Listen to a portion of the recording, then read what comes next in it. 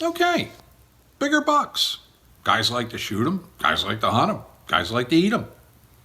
Some people are going to say, well, I'm not really into the antler thing, I don't care. Well, a lot of people do. So we're going to talk about it today.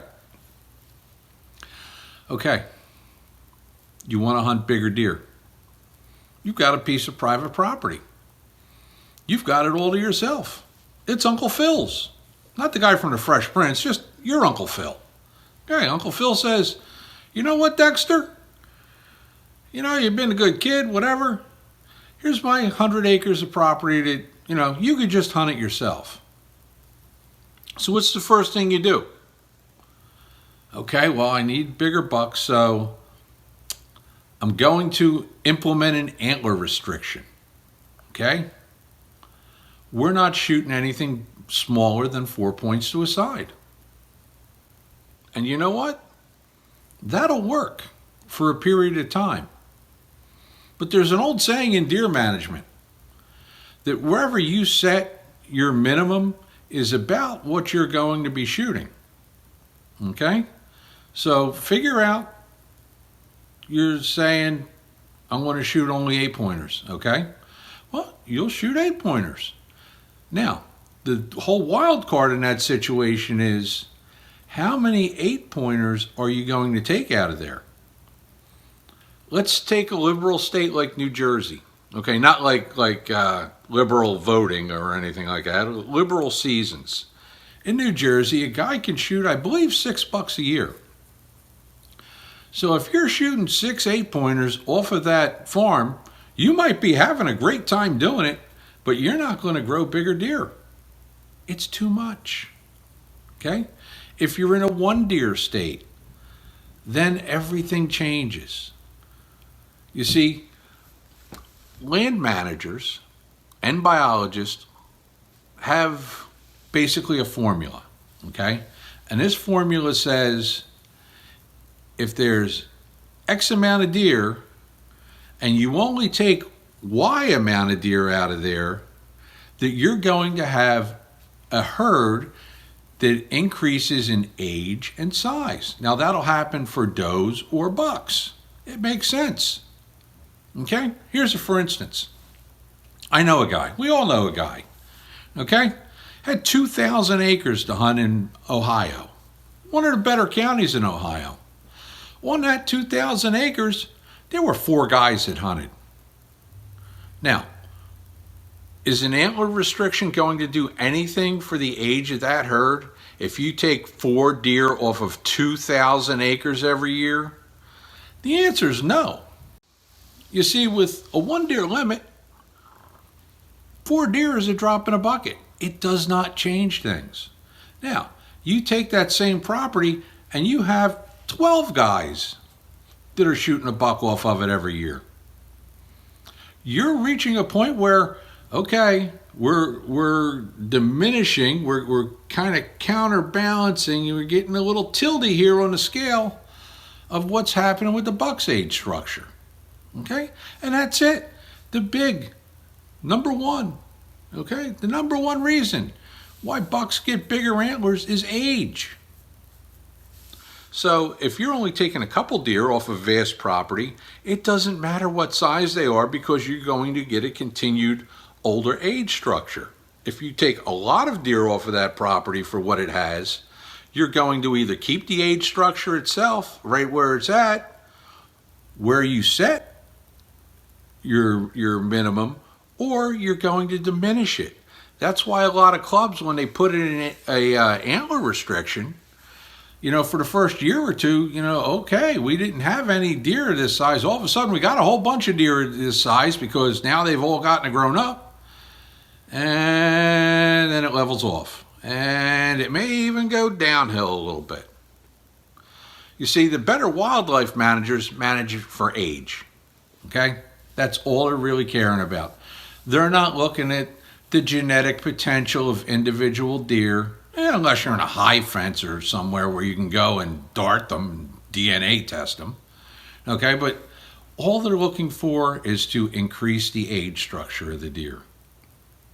Okay, now what you have to realize is the average white-tailed deer will never be a Boone and Crockett deer. It doesn't have it in its genes.